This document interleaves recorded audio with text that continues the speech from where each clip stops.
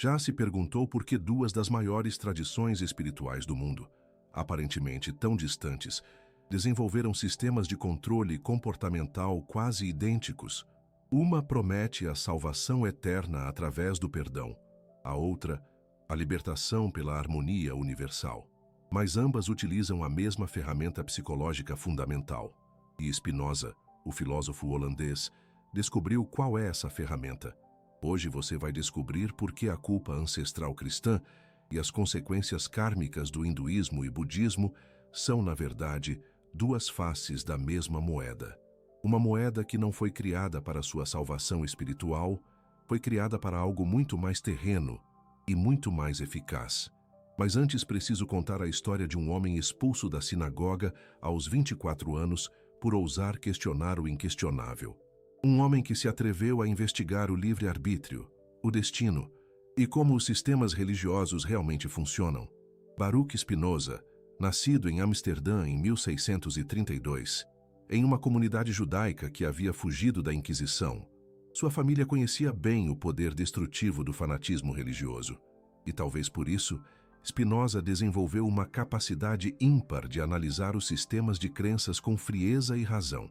Em 1656, aos 24 anos, ele foi excomungado. O documento de excomunhão é um dos mais violentos da história. Amaldiçoado dia e noite, ninguém podia falar com ele, ajudá-lo ou mesmo ler seus escritos. O que Spinoza fez de tão terrível? Ele questionou se as religiões nos libertam ou se, na verdade, nos aprisionam de formas muito mais sofisticadas do que imaginamos. E sua primeira descoberta foi perturbadoramente simples. Tanto o cristianismo quanto as tradições orientais desenvolveram artifícios mentais quase idênticos para controlar o comportamento humano, mecanismos que se baseiam na culpa passada e na ansiedade pelo futuro. E isso o chocou, pois essas tradições se desenvolveram de forma completamente independente.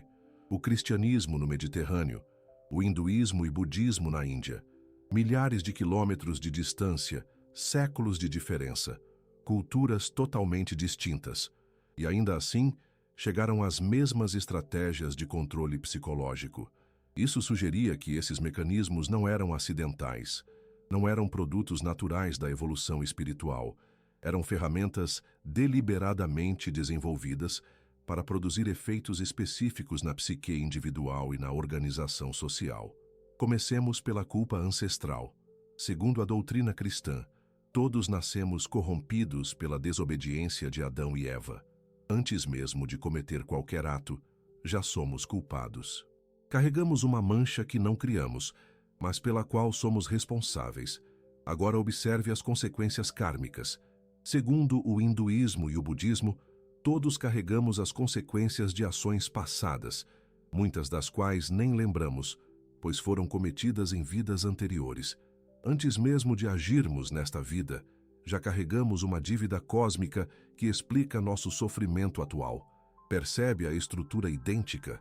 Em ambos os casos, você é responsável por algo que não fez conscientemente. Em ambos os casos, sua situação atual é explicada por uma causa anterior, sobre a qual você não tem controle direto. E em ambos os casos, existe um caminho de purificação espiritual que requer obediência a uma autoridade específica. Mas Spinoza foi mais fundo. Ele percebeu que esses sistemas não apenas controlam o comportamento, eles reprogramam completamente nossa relação com a realidade presente. A culpa ancestral nos ensina que nossa natureza é fundamentalmente corrompida. Portanto, nossos desejos naturais são suspeitos. Nossa sexualidade é problemática. Nossa busca por prazer é perigosa. Precisamos de uma autoridade externa para nos dizer o que é correto sentir e fazer. As consequências kármicas nos ensinam que nossa situação atual é o resultado perfeito de ações passadas.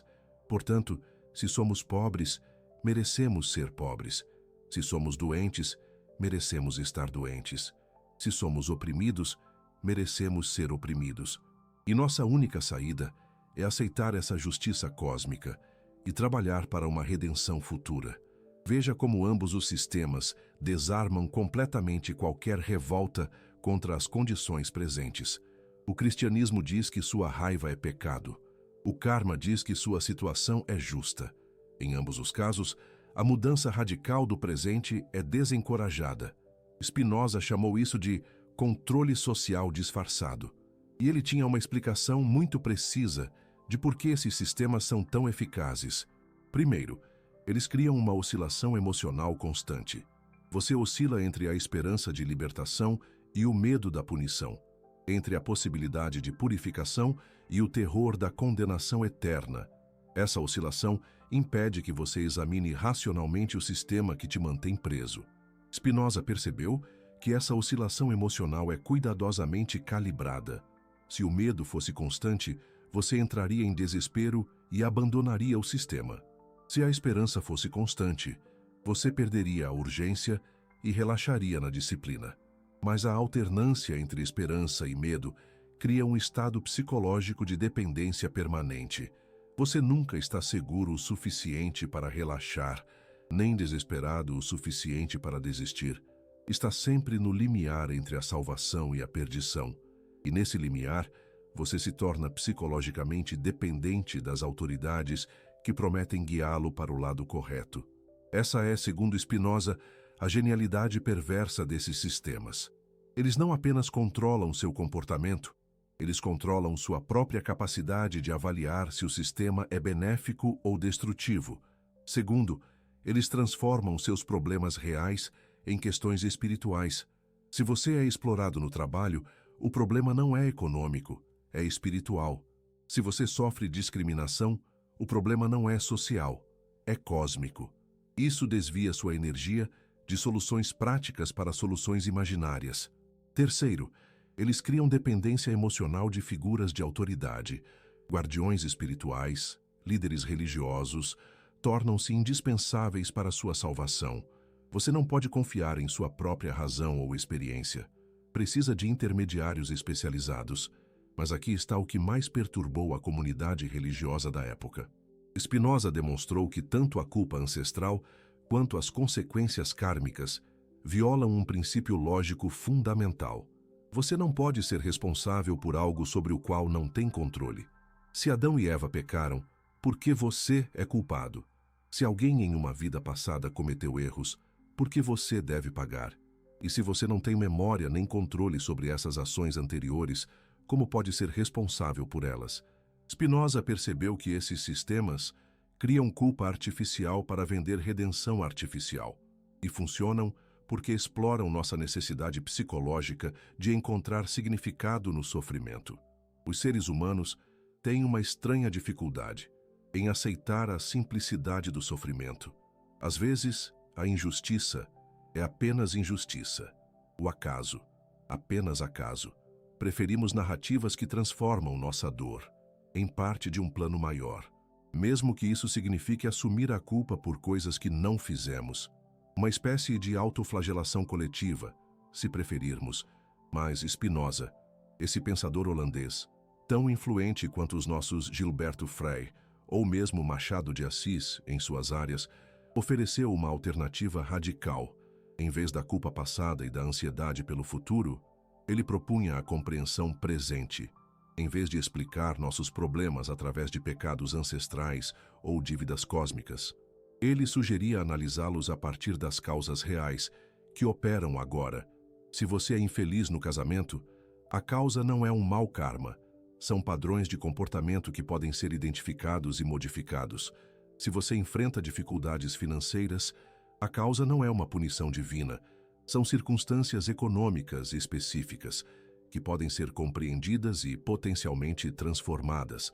Essa abordagem é muito mais difícil psicologicamente, porque exige que você assuma a responsabilidade real por sua vida presente, em vez de uma responsabilidade mística por vidas passadas ou culpas ancestrais. Mas também é muito mais eficaz, porque direciona sua energia para onde ela pode realmente produzir mudanças.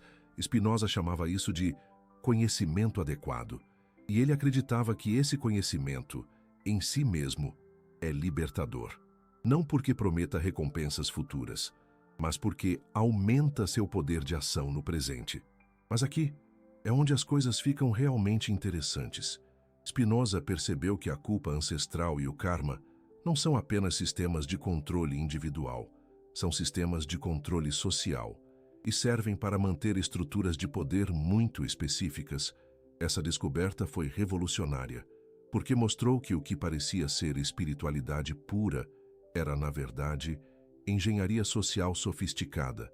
Essas doutrinas não foram desenvolvidas por místicos isolados buscando a verdade. Foram refinadas por instituições que precisavam de legitimidade para suas hierarquias. Imagine a Inquisição no Brasil, a força bruta somada a uma narrativa convincente.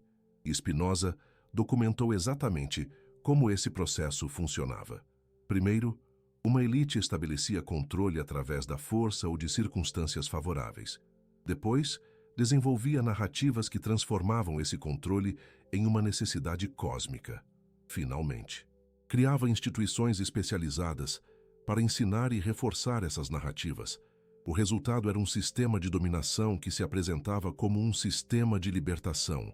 As próprias pessoas que eram controladas acreditavam que estavam sendo salvas, e qualquer resistência era reinterpretada como evidência da necessidade de mais controle, uma prisão sofisticada, disfarçada de templo. Pense bem, se os pobres merecem ser pobres por causa do karma, por que os ricos deveriam se sentir culpados por sua riqueza?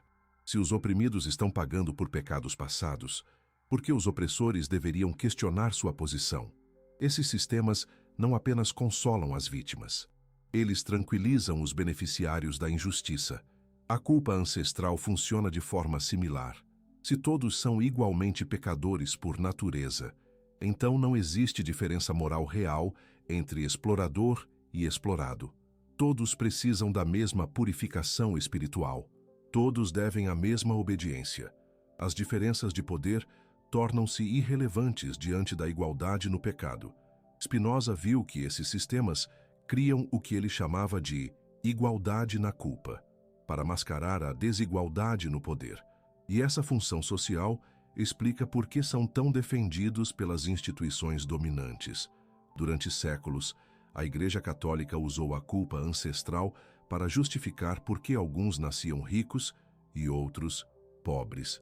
Era a vontade misteriosa de Deus, operando através da corrupção humana universal. Questionar essa ordem era questionar o plano divino, uma forma de manter o status quo, sem questionamentos.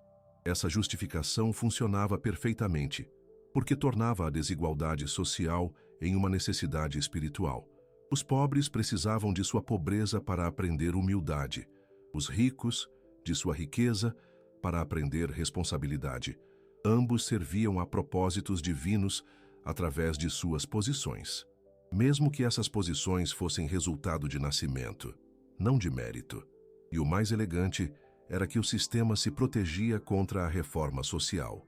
Qualquer tentativa de mudança radical era vista como orgulho espiritual, a pretensão arrogante de que os humanos poderiam melhorar um plano que Deus havia desenhado.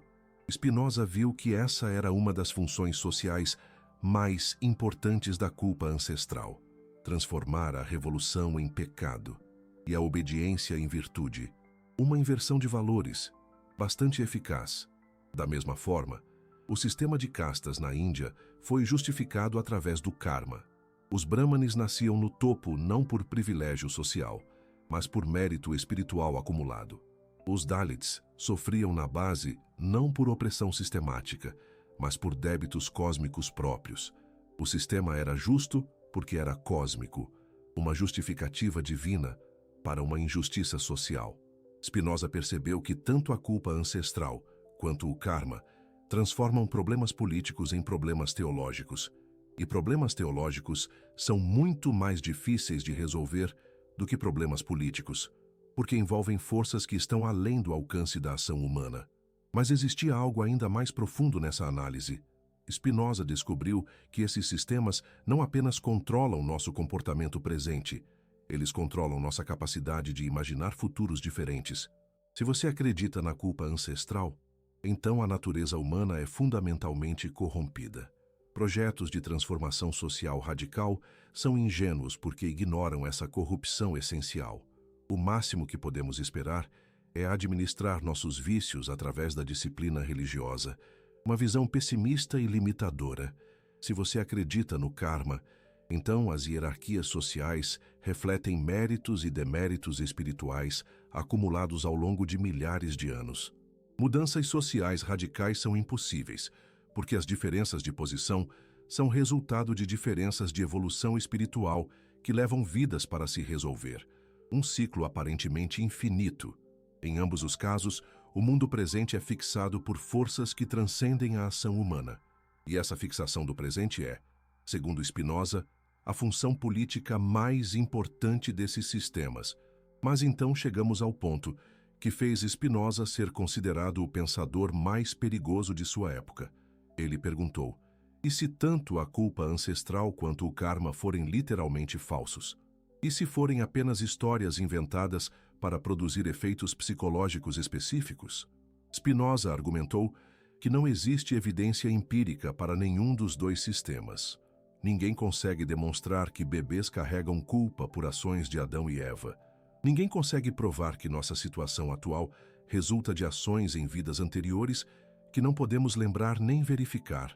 Esses sistemas exigem fé, não porque sejam misteriosos demais para a razão, mas porque são insustentáveis quando examinados racionalmente. E essa necessidade de fé é, ela mesma, parte do sistema de controle. Quando você questiona a culpa ancestral, é sua própria corrupção que fala.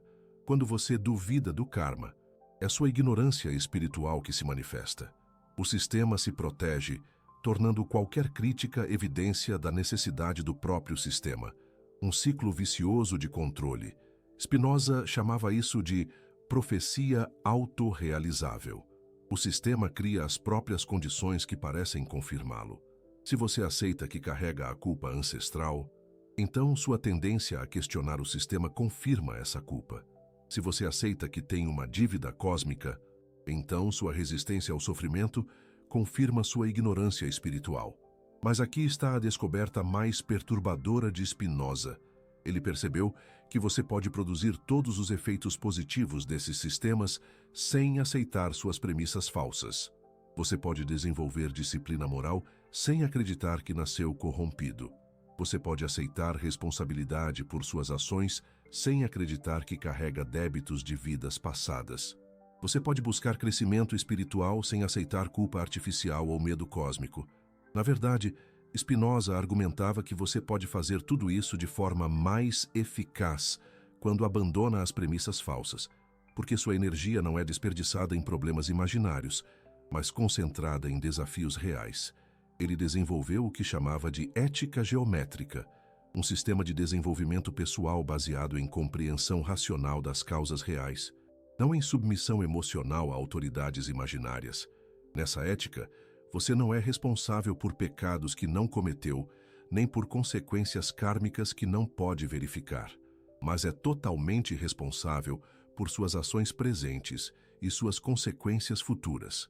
E essa responsabilidade real é muito mais exigente do que a responsabilidade mística dos sistemas tradicionais.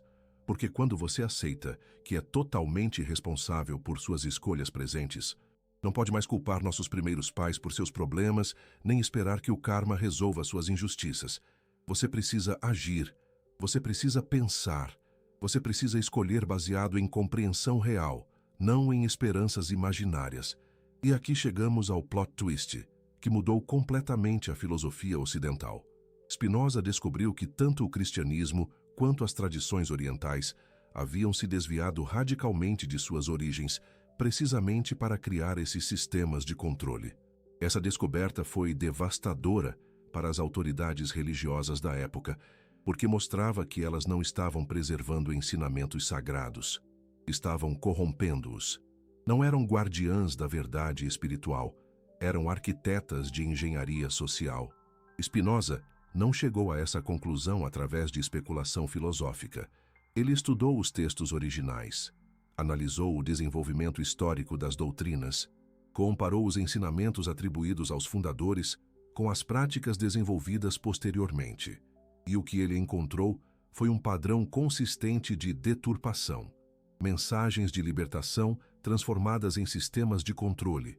insights sobre a natureza humana convertidos em doutrinas de culpa artificial, experiências de transcendência reduzidas a rituais de obediência. O Jesus histórico nunca ensinou a culpa ancestral. Essa doutrina foi desenvolvida por Paulo de Tarso e sistematizada por Agostinho de Hipona, séculos depois da morte de Jesus. O Jesus dos Evangelhos falava sobre transformação presente, não sobre culpa hereditária. Da mesma forma, o Buda histórico nunca ensinou o karma como sistema de justificação social. Ele falava sobre causa e efeito psicológico imediato, não sobre débitos cósmicos que se estendem por múltiplas vidas. O conceito de karma como justiça cósmica foi desenvolvido posteriormente para justificar hierarquias sociais existentes. Spinoza percebeu que ambas as tradições haviam sido capturadas por elites que transformaram ensinamentos de libertação em sistemas de controle. E esse processo de captura seguiu padrões muito similares em culturas completamente diferentes. Primeiro, os ensinamentos originais foram gradualmente modificados para enfatizar a autoridade externa em vez de compreensão interna. Segundo, foram criadas hierarquias de intermediários especializados entre os indivíduos e sua própria experiência espiritual. Terceiro, foram desenvolvidas doutrinas que desencorajam o questionamento racional em favor da obediência emocional. Esse padrão se repetiu porque pessoas que dependem emocionalmente de sistemas de crenças são mais fáceis de controlar do que pessoas que confiam em sua própria capacidade de observar e raciocinar.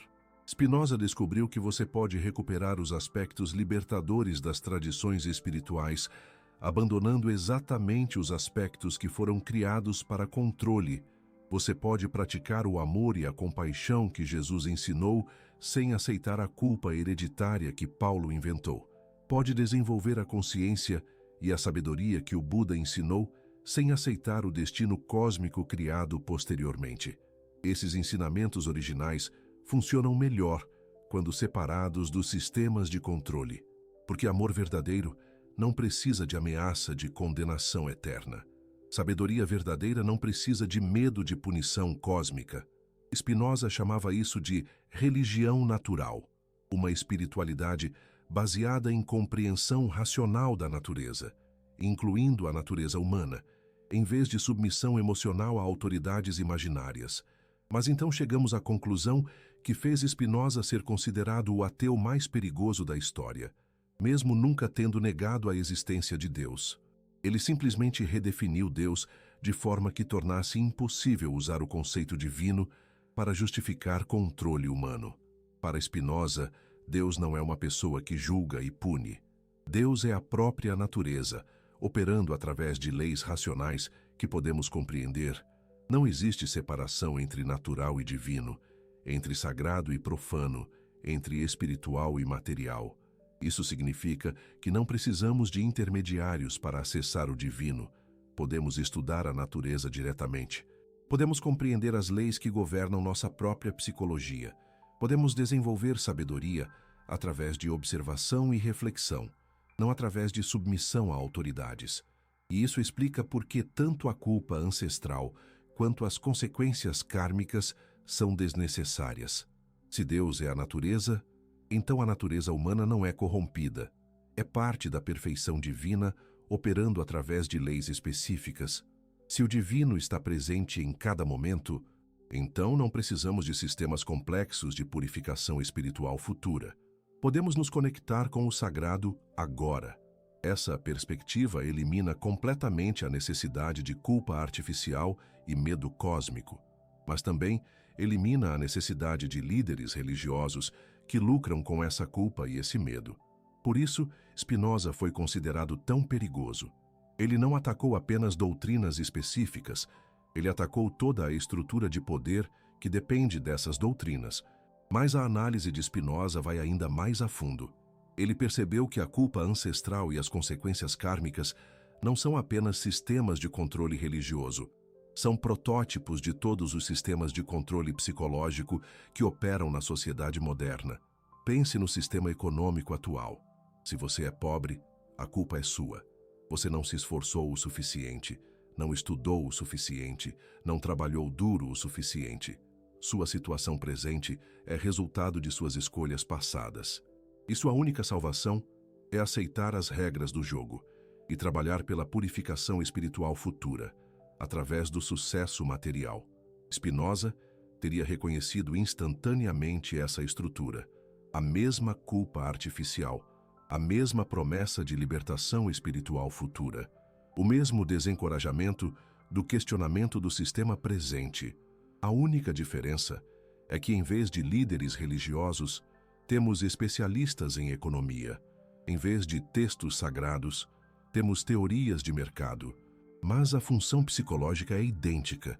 Você aceita sua posição presente como resultado de suas falhas passadas. Você trabalha pela purificação espiritual futura através da obediência às regras presentes. E você nunca questiona se as regras em si são justas ou necessárias. A genialidade desses sistemas modernos é que eles produzem o mesmo efeito da culpa ancestral e das consequências kármicas, sem mencionar Deus ou reencarnação. Eles secularizaram a culpa artificial e o controle psicológico. Vê a estrutura idêntica? Culpa passada por sua situação presente, mesmo que essa situação resulte de fatores que estão além de seu controle individual. Promessa de purificação espiritual futura através da obediência às regras presentes e desencorajamento de qualquer questionamento do sistema em si. O mesmo padrão se repete em sistemas políticos autoritários.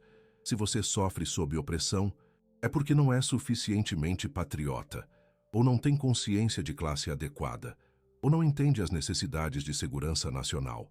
Sua situação é sempre explicada por suas próprias deficiências morais ou intelectuais. Spinoza viu que todos esses sistemas funcionam criando o que ele chamava de servidão voluntária.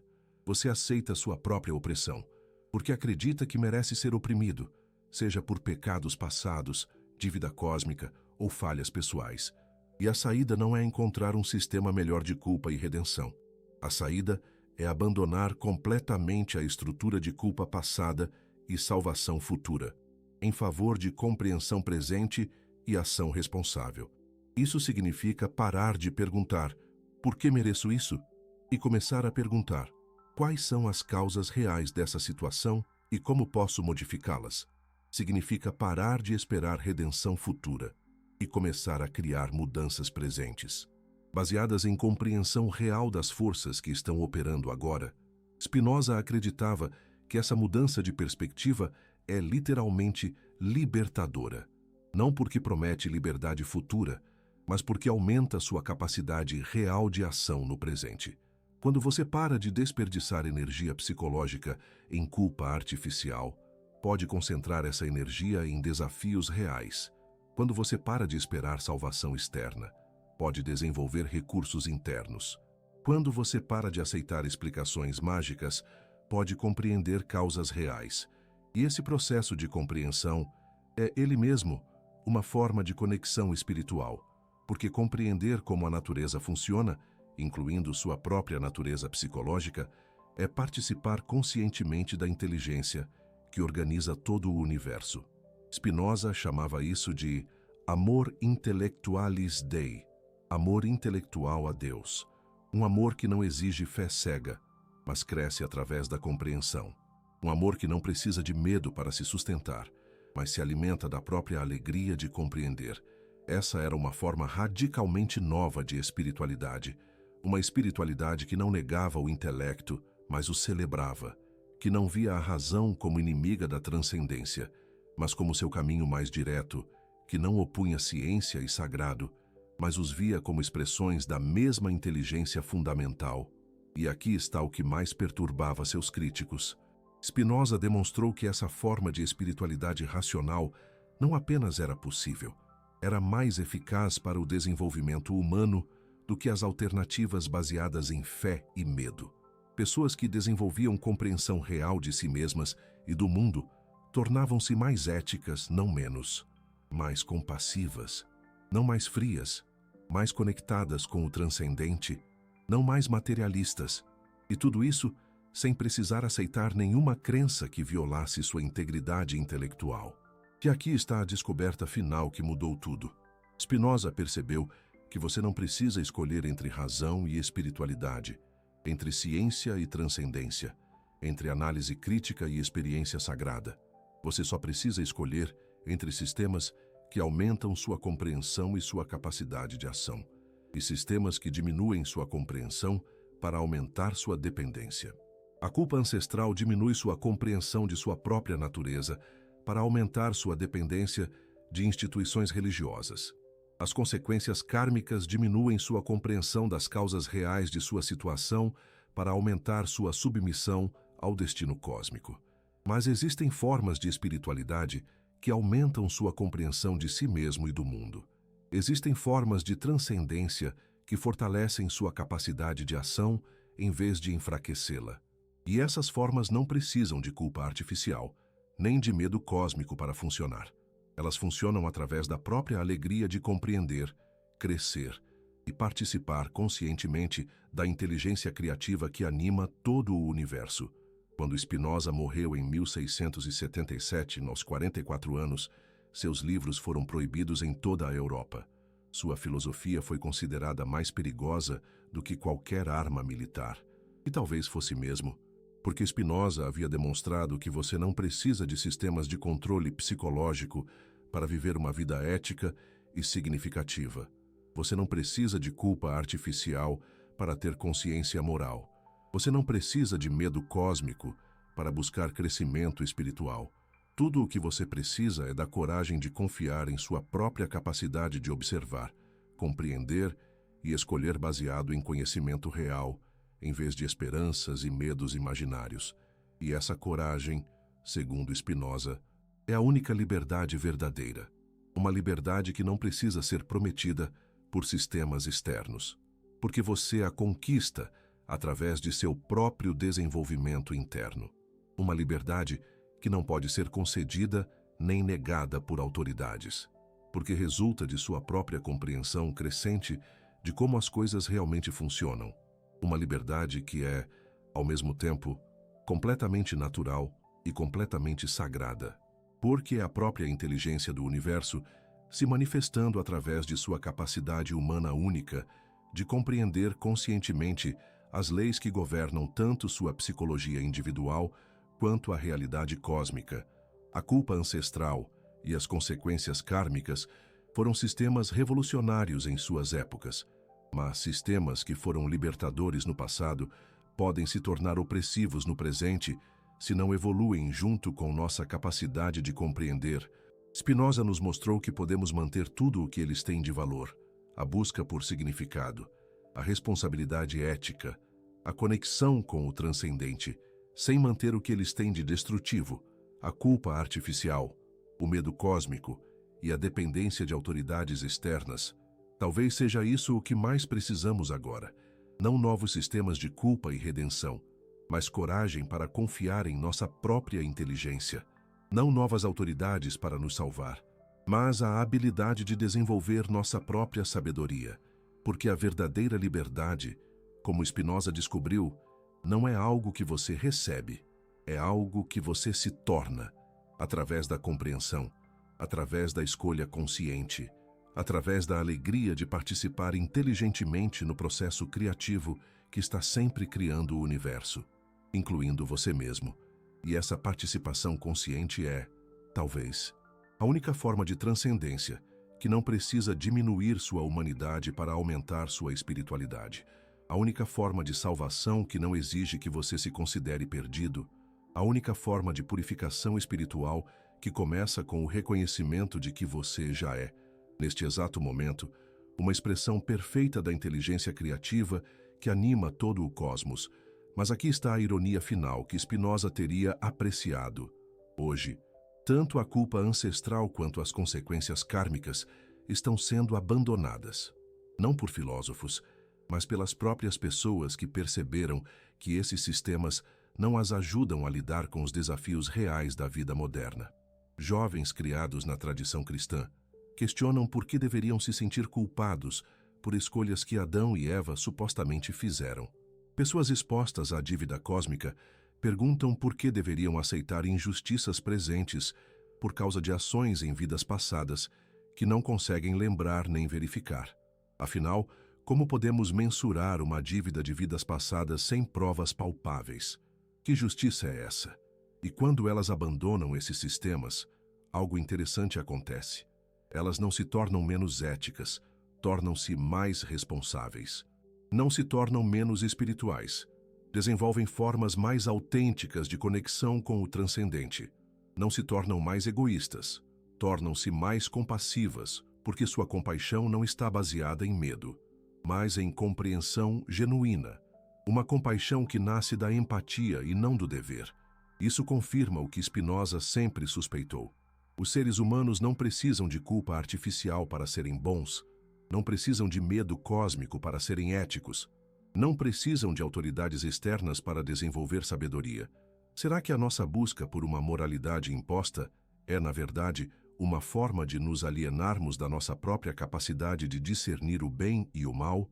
Tudo o que precisam é da coragem de confiar em sua própria capacidade de observar, compreender e escolher baseado em conhecimento real. E essa coragem, mais do que qualquer doutrina, é o que realmente liberta. Uma liberdade que reside na autonomia da nossa própria consciência. Spinoza foi excomungado por dizer isso, mas 350 anos depois, suas ideias continuam se espalhando, não porque prometem salvação futura, mas porque aumentam nossa capacidade de ação presente. Não porque oferecem conforto emocional, mas porque nos ajudam a compreender como as coisas realmente funcionam. E talvez essa seja a única forma de transcendência que realmente importa. Não a fuga da realidade, mas a participação consciente nela, não a negação da natureza humana, mas sua plena realização através de compreensão e escolha, uma realização que encontra sua força na consciência plena, porque a verdade, como Spinoza sabia, tem seu próprio karma e sua própria forma de redenção, uma redenção que não precisa de sistemas externos, porque acontece através do próprio processo de compreender. Uma liberdade que não pode ser concedida nem negada por autoridades, porque resulta da expansão de nossa própria inteligência. Uma liberdade que brota do nosso íntimo. E essa talvez seja a descoberta mais revolucionária de todas. Você já possui tudo o que precisa para ser livre, ético e feliz. Não em alguma vida futura, não após alguma redenção cósmica, mas agora, através da coragem de confiar em sua própria capacidade de compreender e escolher conscientemente. A felicidade não é uma meta distante, mas um estado de ser acessível a todos aqueles que se atrevem a compreendê-lo.